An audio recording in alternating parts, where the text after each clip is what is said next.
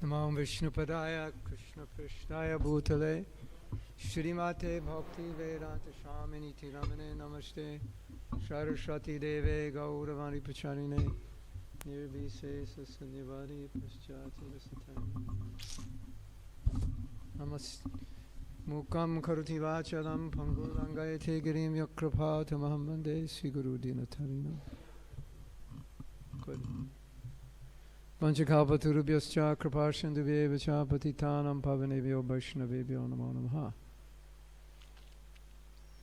Sri Krishna Chaitanya Prabhu Nityananda Shri Advaita Gadadhar Shivashari Gaur Bhaktivinoda.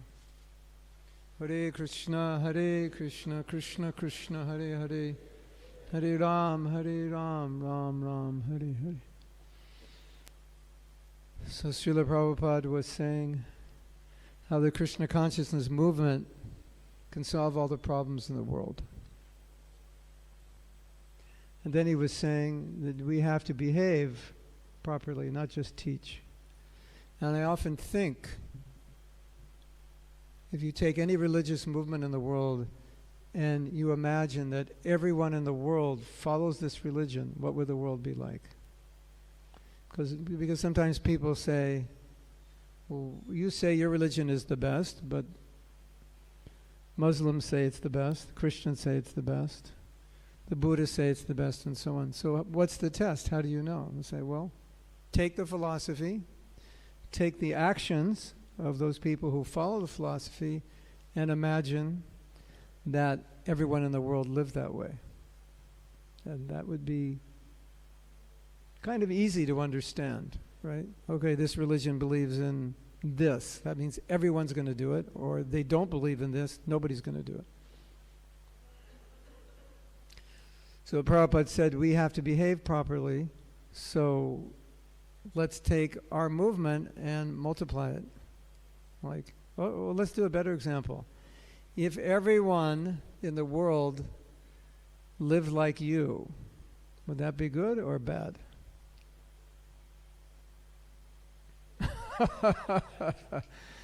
That's the politically correct answer, is good. But I want the real answer, not the politically. No, I don't want the theoretical answer, I want the real answer. It's like, if everyone in the world lived like I live, would it be a better world or a worse world or okay? Or I mean, you know, we're devotees, so if we live as so the theoretical question is, yes, if everyone lives as a pure devotee, it'll be good. But I didn't say if everyone lives as a pure devotee, I said if everyone lives like us. Anyway, that is an interesting question. It's an interesting meditation. If there were, what's the population? 6,320,000,000 or something. If there were 6,320,000,000 of you, would that be good? Would that be bad? Would there be war? Would there be peace? What would there be? And it's an interesting question. So,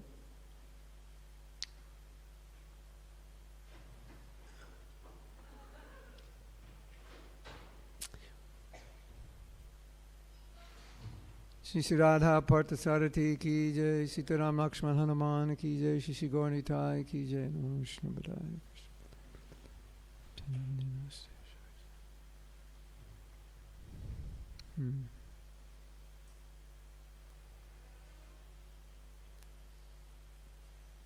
Well, I could ask another question.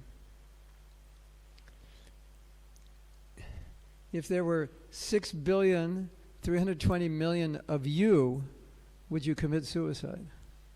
Because you'd have to deal with 320, you'd have to deal with 6 billion people exactly like you. Would that be good or bad? Would you go crazy or would you be happy? Interesting question, right? So it's interesting when Prabhupada says if the Krishna consciousness movement spreads, then the whole world will change. That's the theory, right?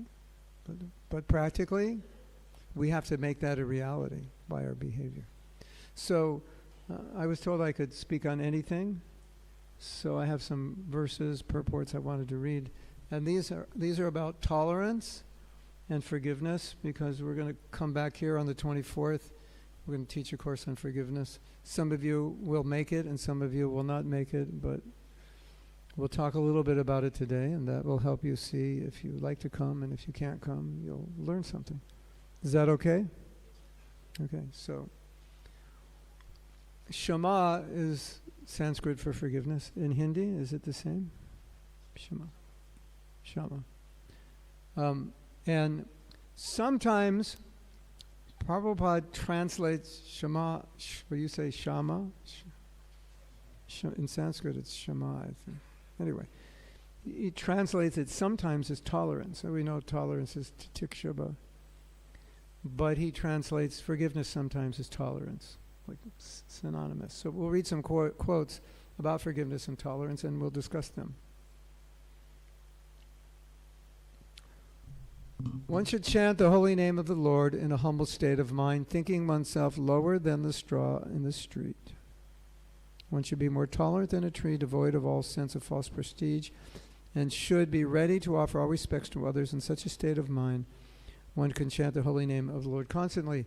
So sometimes Prabhupada would translate this, rarely, but occasionally, with not tolerant as a tree, but as forgiving as a tree.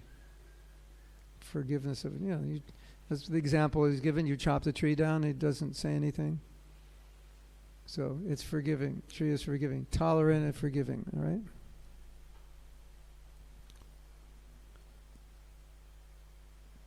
A sadhu, a devotee, is never angry. Where's sadhu? Mm-hmm. Is he here?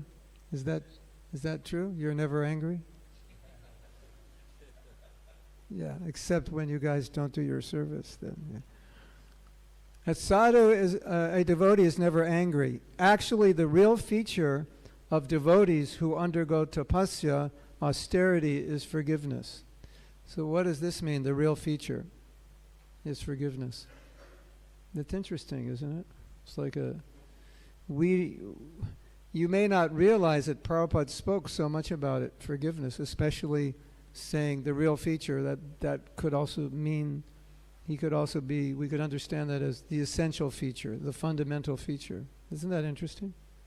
The fundamental feature of a sadhu is forgiveness, or we can say tolerance as well, fundamental feature.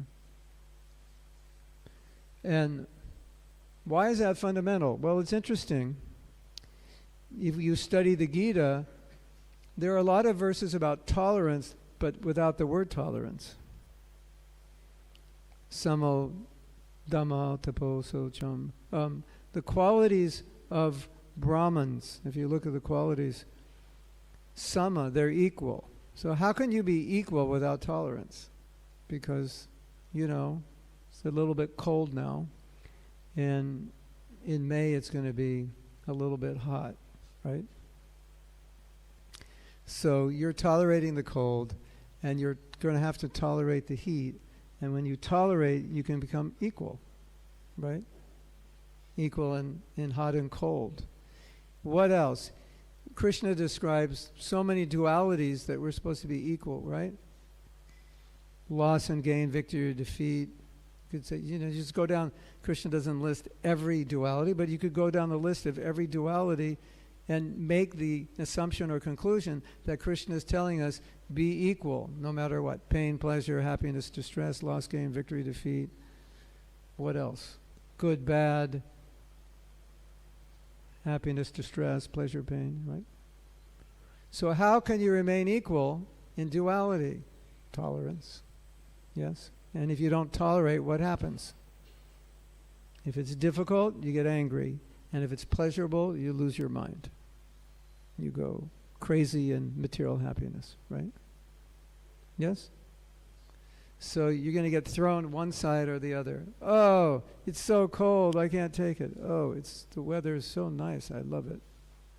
So you're just getting thrown around. So in all those verses, we can say Krishna is teaching tolerance without using the word, but using the word being equal. Samatvam. Be equal. That's how do you equal? Unless you're like completely transcendental. Anybody here totally transcendental? Not yet. Maybe tomorrow. So unless you're totally transcendental, what's your option to transcend duality? Well, Krishna is saying, be tolerant, but then you won't get affected. So Prabhupada's saying tolerance is fundamental, because without, what does Krishna say? Somritat vaya kalpate. Then you'll be liberated, right? Sama, dukam, dhira, Shri Lakshmi Narasingha Deva ki jai. Samadukam Sukam Dhiram.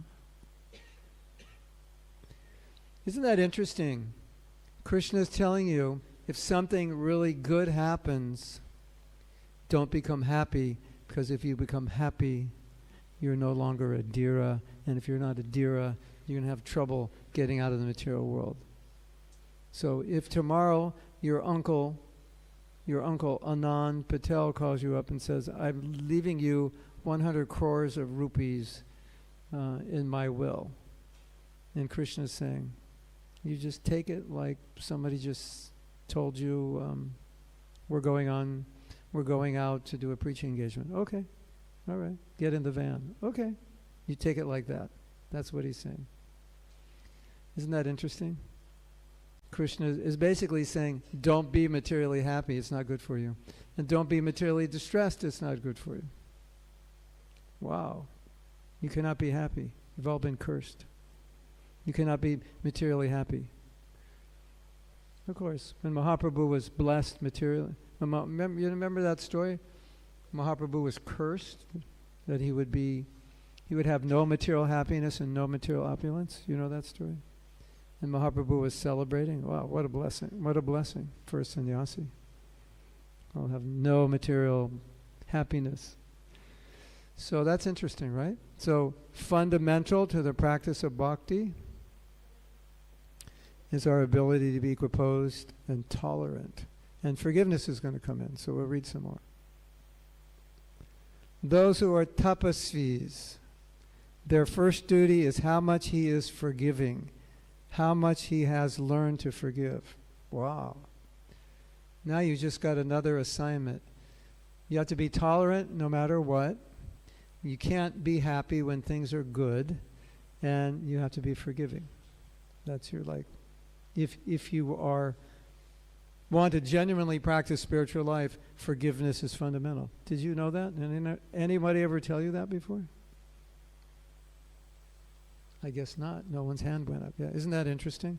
There are things in Prabhupada's books that are kind of hidden, and you don't notice them until you study it and isolate it and discuss it, and then you see. You would think we would all know this because Prabhupada's saying it's fundamental. Right? I'll read it again just so you can see how fundamental it is.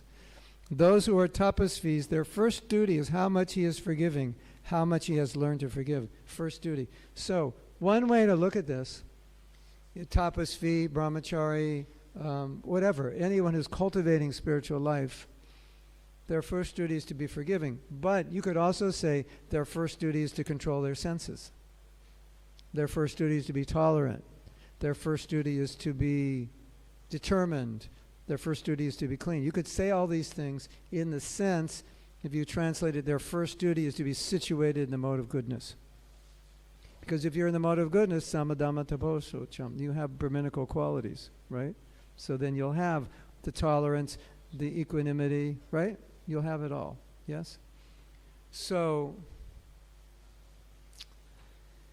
Prabhupada is saying fundamental to the practice of spiritual life is a cultivation of the qualities of the mode of goodness, because if you're not in the mode of goodness, you're going to have a really difficult time transcending, because the more you go down, the further you get away from Krishna. So Krishna's here, and then there's Sattvagun, Rajagun, Tamagun, right? So Tamagun is what? If Krishna's here, where's Tamagun? It's the furthest. Rajagun is, passion is better than ignorance. At least you're doing something. It's not like going to really help you ultimately, but it's better. Sattva is right next door.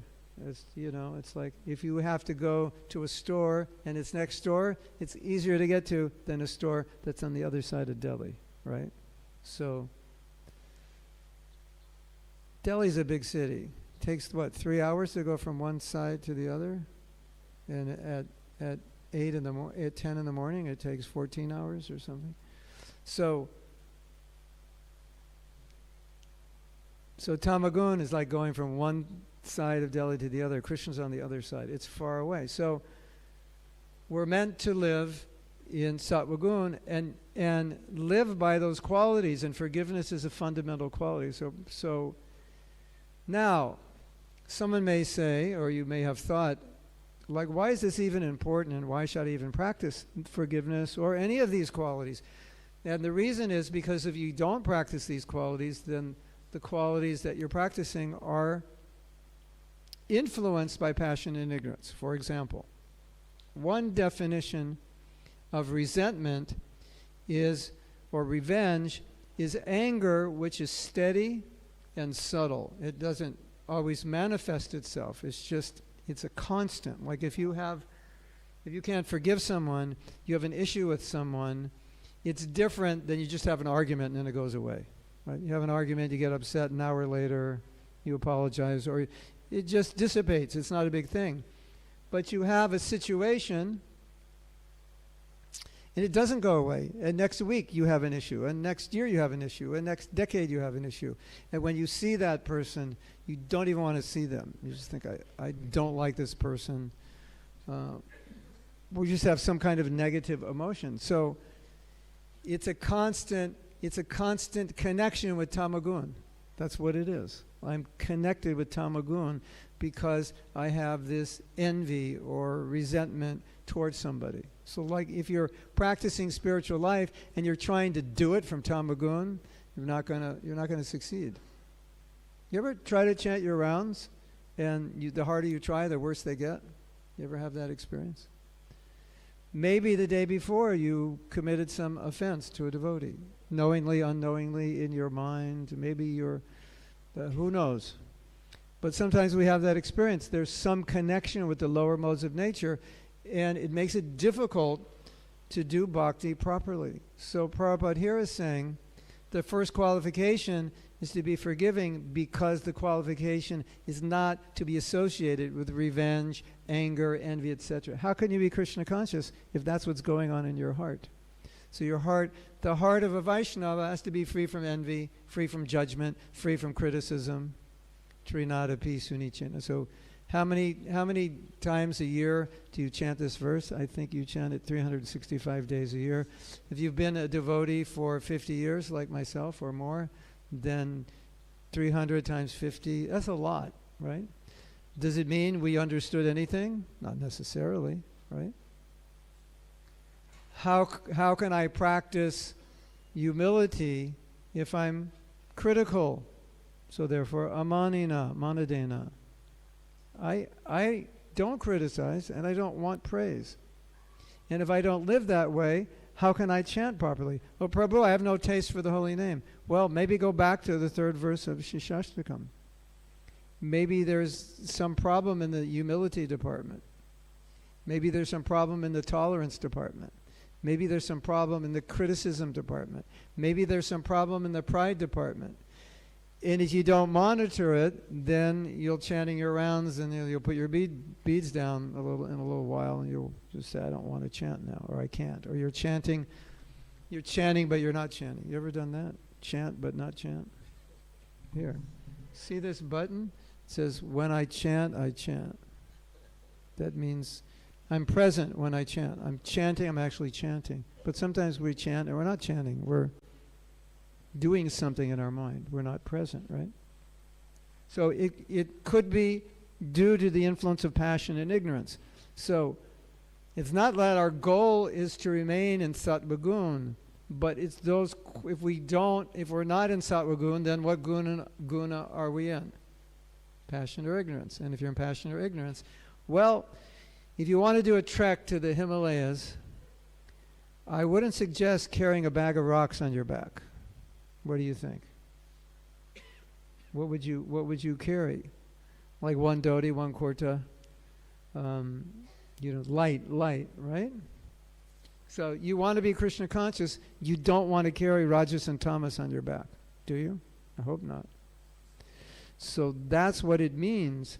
When we say a devotee should be forgiving, it simply means if you're not forgiving, then you're connected with some kind of anger that's constantly burning in your heart, sometimes so subtle you don't even know it, but it's having its effect. Can even cause disease. Sometimes emotions are so subtle you don't even know. Like, you ever see a devotee and you just don't like looking at that devotee? Did that ever happen to you? Okay, you don't have to say yes. It's embarrassing. I'll say yes for you. Yes, it has happened to you, and it probably will happen, maybe today, tomorrow, the next day. Why does that happen? Well, in case you haven't noticed, you're not avatars. And if you're not avatars, you're human beings, and this is human conditioning. Yes? So these are normal human qualities. The problem is normal human qualities keeps you in the material world, right? If you want to get out of the material world, you can't have normal human qualities. So when Krishna is saying, be tolerant, be forgiving, don't be envious, don't be critical, you could say, in a sense, Krishna is saying, don't be connected with the mode of ignorance. Because if you are, you're going to have a really hard time being Krishna conscious. Because all the problems you will ever face in your life are because of association with passion and ignorance. That's where they all come from. So if you have any problem, I'm dealing with this, I'm dealing with that, really, it just means you're dealing with one of those modes of nature. You're not dealing purely with sattva. Because if you're in sattva, you wouldn't have that. Right? Does that make sense? Yeah. So Prabhupada's saying forgiveness is fundamental, tolerance is fundamental. Trinadapi sunichena torori vasahishnana. Like, okay, that's pretty fundamental. When Mahaprabhu gives the Shishastakam, the third verse, is explaining, if you want to chant Shuddhanam, well, this is how you do it. And if you're proud, you're not going to be chanting Shuddhanam. And if you're not chanting purely, your spiritual life will suffer. It'll move slowly, if at all. So, pretty important, isn't it? Like tolerance, forgiveness, pretty important. Because without it, we can't function properly as a Vaishnava. What happens when a Vaishnava becomes proud? What happens when a devotee becomes proud? Does Krishna like it? Of course not. Sometimes Krishna comes to Brahma, to Indra, to other devotees, and what does he do when he sees they're proud? He creates a situation to curb their pride. Because that pride is now a connection with Rajas and Tamas. And if you're that deeply connected with Rajas and Tamas, how can you connect with Krishna? You can't. Okay, I'm going to read a verse maybe you've heard before. Chanaka Pandit. Brahmins are beautiful when they are forgiving. Kshatriyas when they are heroic and never retreat from fighting. Vaishyas when they enrich cultural activities and protect cows. And Shudras when they are faithful in the discharge of duties pleasing to their masters. Thus everyone becomes beautiful by his special qualities. And the special quality of the Brahmins, as described here, is forgiveness. Isn't that interesting? The special quality of the Brahmins is forgiveness. Wow. Have any of you heard that before? I would bet. I mean, we can't gamble. Well, you can gamble if you know you're going to win, because gambling means possibly you could lose, right? So we say we don't gamble. Not exactly true, because if you know you're going to win, it's not a gamble. So I would bet that most devotees who've read all of Prabhupada's books many times, if I read this, I said, do you remember this? They would say, no, I don't. Because a lot of times when we're reading, we read from a certain subjective perspective. And so some things go in that make sense to us, like we're looking for them, or they resonate with our consciousness where we're at, and some things go in and nothing happens. They go in and they just stick somewhere, but they don't actually go in. Did you know that? I mean, you ever read a purport and remember 2 things out of 7 points? Like, why? Because those 2 points really resonated with you, and the other 7 maybe weren't relevant or whatever. So I think a lot of devotees, if they read something like this, they would think, well, it's not really relevant. We're not about forgiveness. We're about distributing books, opening temples, making devotees, festivals. That's what we're all about, right? So you read something about forgiveness, it's like, doesn't even relate.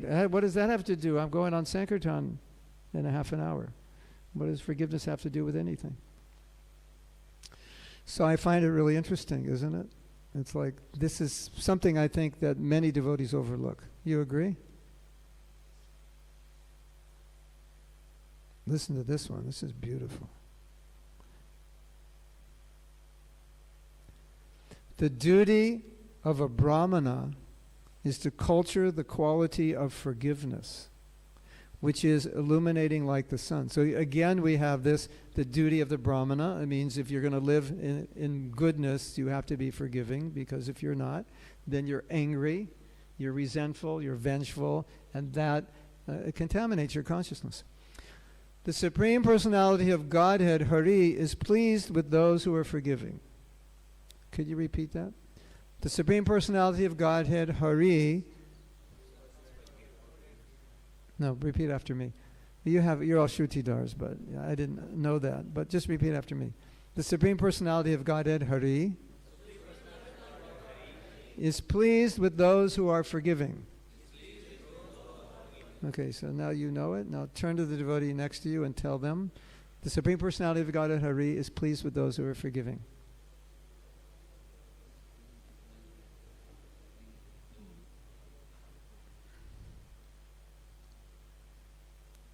So what did you learn in class today? Well, one thing you learned is, now I know how to please Krishna. So you do something to me, it's upsetting. I'm feeling like I cannot forgive you for what you've done. It was so bad. And then I remember, but if I forgive, Krishna will be pleased with me.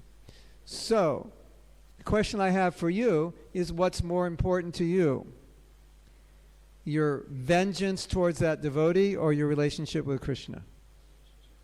This is a simple answer, right? But in real life, sometimes we're more attached to our vengeance than pleasing Krishna. I'll never forgive him. No, I'll never forgive him. What he did is so bad, I cannot forgive him. But Krishna will be pleased with you. So now you have to make a choice. You want to hold on to your vengeance, or you want to please Krishna? It should be an easy choice, but it's not easy, always. As we know, we're not avatars. What are we? We're humans. Turn to the devotee next to you and tell him, Prabhu, you're not an avatar, you're a human. Tell him he's not an avatar. Okay, all the humans out there that we're speaking to, we're constantly having to make a choice. Do we want to give into our human nature, or do we want to please Krishna? Simple choice, isn't it? Although the choice is simple, it's not simple, because we're conditioned. And tamagun and rajagun are very strong. And when we're stuck in that guna, we'll say things like, I cannot forgive him. What he did was so bad, I cannot forgive him. Isn't that interesting? Yes? Here's another quote. Same point. The Lord is very satisfied with his devotee when the devotee greets other people with tolerance, mercy, friendship, and equality. So this is really interesting, because generally, when we think of pleasing Krishna, we think of very specific things. If I do this, if I get this result, if I follow this etiquette, if I do this puja, if I do this seva, I can please Krishna. But also, we should never forget this, and this sometimes goes overlooked. We please Krishna by our behavior. That's what Prabhupada is saying here. Let's read it again. This is how you please Krishna. The Lord is very satisfied with his devotee when the devotee greets other people with 1, tolerance, 2, mercy, 3, friendship, and 4, equality. Can you repeat? Tolerance, mercy, friendship, equality. Oh, that's a big word for India. Equality. Right. Like That's really a big word. Well, I don't want to say for India. It's a big word everywhere.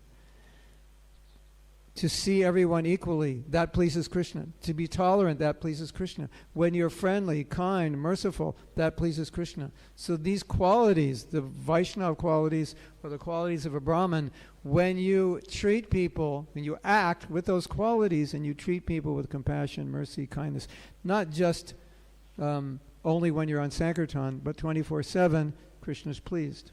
Wow. Now you know how to please Krishna 24/7 when you're just sitting around with another devotee. All right, if this is true, then what happens when you are critical of another devotee, unkind, not merciful, not friendly? Who is not pleased by that? Well, obviously that devotee is not pleased. Krishna is also not pleased with us. Well, so this is an important point to take with you for the rest of your life, that when you do the right thing, even though materially maybe you're compromising, you're losing something, but when you do the right thing, the way Krishna wants you to live, then you please him. And that's why we're devotees, to please Krishna. What's the point of getting anything if it doesn't please Krishna, right? Like if you have two choices, you get this and it doesn't please Krishna, or you do this even though it's difficult and it does, obviously you would say, okay, we'll do this. This is please Krishna, I'll do it. Yes?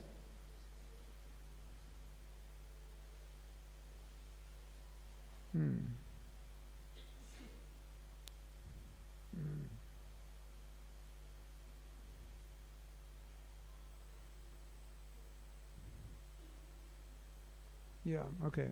I'm going to read one more. There's so much to read. I'm going to read one more and then we can have some questions, discussions. And I just wanted to mention before I read this that the course we're going to be dealing with deals less with philosophy and deals more with practical application. So in the course, you'll learn less about forgiveness and you'll learn mostly how to forgive. Now we're learning about forgiveness, right? It's just like, you can learn about exercise while you sit on your couch. You can read books on how to exercise, but nothing happens to actually exercise. So now we're learning about forgiveness just so we can see the importance of it, but in the course we actually do forgiveness. That's what we do. So if you're interested in it, we're going to be doing processes about forgiveness. I mean, we'll obviously be discussing forgiveness, but we're in the context of actually applying it in our own lives. So I'll read this one. This is Suniti to Prahlad. No. To Dhruva. Why don't I have Prahlad here? To Dhruva. Right? I have Prahlad here. It's like crazy.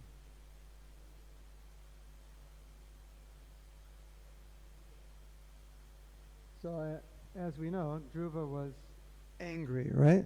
Was Dhruva angry? Yeah. I was really angry with his father, right? And this is what his mother said. My dear son, don't wish for anything inauspicious for others.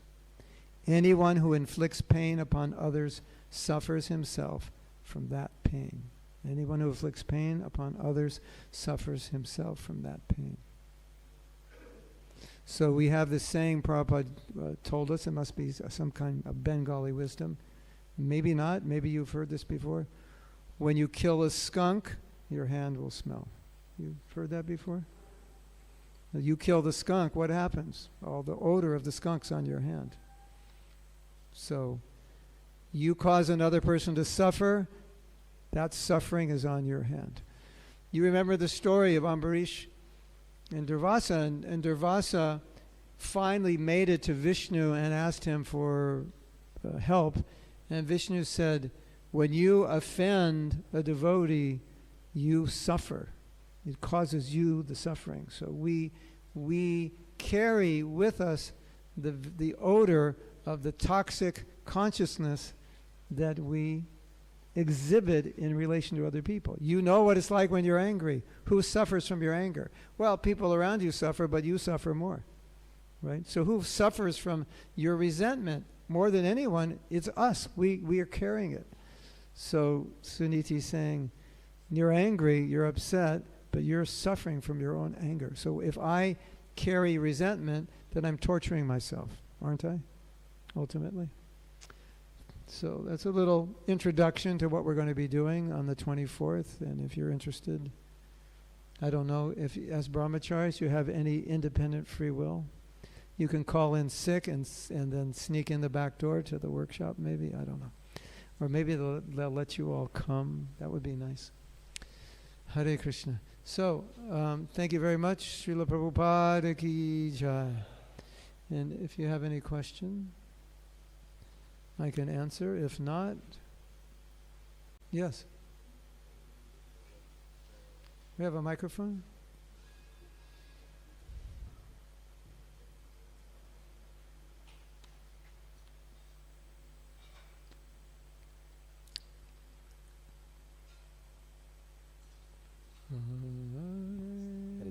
Hare Krishna. Hare Krishna, Prabhuji. Thank you very much, Prabhuji. Within less time, you gave the lifetime project. My question is, Prabhuji, what did you just say? Within less time, you gave lifetime project. So okay. It's so interesting, and I'll try. I'll always to apply this. Prabhuji, you spoke about negative emotion is tamaguna. Yeah. So sometime like to uplift the devotees or the parents, they also show some kind of negative emotion to negativity to uplift. To uplift them. Yeah. So how to understand this? This is how to apply or So I think what you're saying is it seems like sometimes if you're hard on yourself, like if I do something wrong and I'm hard on myself, which is negative, it will push me to be more productive. And that's true, but in the long run, it's not true. Because it's negative. For most people, it doesn't work. It only works temporarily. Because, this is going to sound quite simple, because positive emotions are more positive than negative emotions, therefore positive emotions are more motivating than negative emotions. So you have, you fail at something, and then I tell you, how could you fail? What's wrong with you? You know, you're like so stupid. You know, you can do better. Or I tell you, it's okay. You tried. You know, I see that you're sincere, and I know that you're intelligent, and just keep doing it. And I'm sure you'll be more successful. What's going to motivate you more, the positive or the negative? It's obvious. The negative is, you know, it's kind of like gyan. So you're brahmacharis. And if you want to remain brahmachari, gyan is not sufficient. You have to have ruchi. And beyond that, you have to, you know, be neutral to attachment and repulsion. So if you want to remain brahmachari, you know, then, you know, you can bring a skeleton, a female skeleton up in the ashram, and, you know, in case you ever get disturbed, you can chant your japa in front of that skeleton like the Buddhist would do. You know, it's like, that's not our process. You put a picture of Radha and Krishna and become attracted to Krishna. So, but you might say, I just need to look at that skeleton for one round. I had a bad day yesterday. Okay, you know, you remind yourself, that's gyan. You know, this is the material world. It's all that beauty of the woman. It's, you know, it's just a skeleton covered by different elements. But that's not going to perpetually, you know, you're going to fall down because there's no taste. So the positive is always better. And if you feel the negative can inspire you, that's okay, but it could be a dysfunctional inspiration also. You know, remorse can be inspiring. Yeah, I did something bad, I want to correct it. But when it gets into tamagun, it's eternal remorse. And if it's always remorse, after you correct it, I corrected myself, but I still feel bad. That's not helpful. Feel bad, correct yourself, and then move forward. That will produce the best result. But if, you know, then you might say, but the acharyas are lamenting. Yeah, but they're not lamenting in the mode of ignorance. So you can't compare your lamentation to an acharya's lamentation, because generally our lamentation is tamasic, and theirs are transcendental. So we get confused sometimes. Oh, but the acharyas, they're saying they're so bad, and they're so horrible, and they're so full, and they're so, yeah. And if you tell yourself, I'm so fallen, I'm so horrible, I'm so this and that, long enough, you'll just become discouraged. Because when they're doing it, it's a byproduct of their love for Krishna. and they're actually feeling it in an ecstatic way. But we could feel it in a very tamasic way, right? So you have to make sure your negative emotions are at least sattvic. It's kind of a contradiction, but or at least if they're sattvic or transcendental, they'll produce a good result. But if they're not, in the long run, you'll just get discouraged. And if you don't believe me, let's do an experiment. Think of something that bothers you, and just think about it all day. And by tonight, you'll be like ready to throw away your japa beads, because it'll just discourage you, right? Because it's tamasic. That kind of thinking is tamasic, and it's just discouraging. Does that make sense to you? Yeah. So the simple answer to the question is positive emotions, you guessed it, are positive. And negative emotions, yes, are negative, unless they're transcendentally negative, which then would have a positive effect. But materially negative may have a temporary effect. But we're not jnanis, so we don't put skeletons in the room of every brahmachari. It's saying this used to be Marilyn Monroe or some Bollywood star skeleton, and you can meditate on it. If you need that to detach, I feel sorry for you, because you're not going to make it.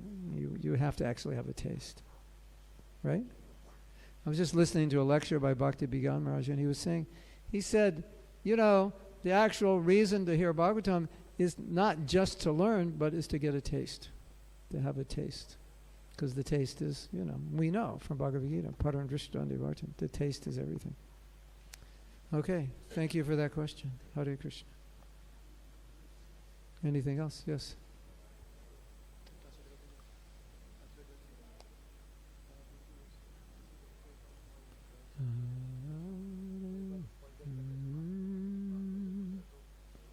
Krishna. Prabhuji, his question is that, so suppose someone commits some offense towards us, we forgive. Commits offense to us and we forgive, yeah. We forgive. So, but he keeps on doing it. Yeah. Then it becomes very difficult. Yeah. So,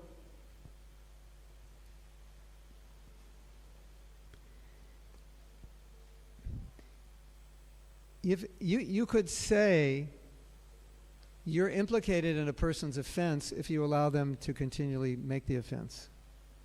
So you can say, I forgive you, but what you did is wrong. And if you do it again, then, and fill in the blank, whatever it is you want to do. You want to create some boundary so that they don't feel that your forgiveness means they can commit the offense again. Oh, he forgave me, that means he's like a pushover, or he doesn't care. No, you can say, what you did is wrong, I forgive you, but don't do it again. Because if you do, I'll never talk to you again. I'll never want to see you or whatever. We were having this discussion last night, and sometimes when you're offended, what should you do? And sometimes you just tell the person, what you just did not help me. It actually hurt me. It's not maybe you wanted to inspire me, but you discouraged me. And so, I understand you're trying to help me and I forgive you, but it just want you to know it doesn't help. And if you continue, if you feel like you have to continually criticize me, put me down and so on, I just have to distance myself from you because it doesn't help. So that can be part of it. It's not like, because people think when you forgive, it's just like, okay, your hands are up and people can beat you up now. But then you're engaging them in it's like you're encouraging them to continue. So then you're somewhat implicated.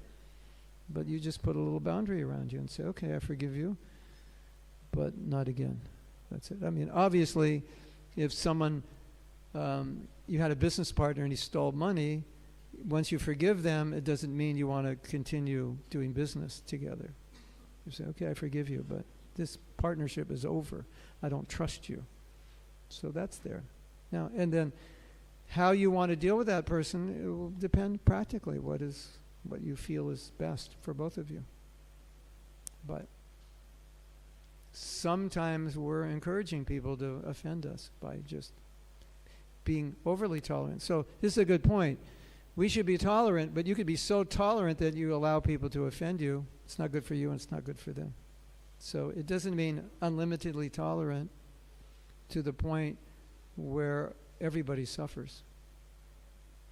And here's the other problem. You say, okay, I should be unlimitedly tolerant. So you are tolerant, but inside you're not. It's just externally. And so you're burning inside, and one day it comes out. So we don't want that. So you want to, deal with it. No, I can't tolerate this, and I have to create a situation where this person stops, because it's not good for either of us. And if I just tolerate it, it could become like tamasic tolerance. And then, I think I'm tolerating, but I'm just kind of like putting my head in the ground and pretending I'm tolerating. And then one day, right, a nuclear explosion of anger comes out.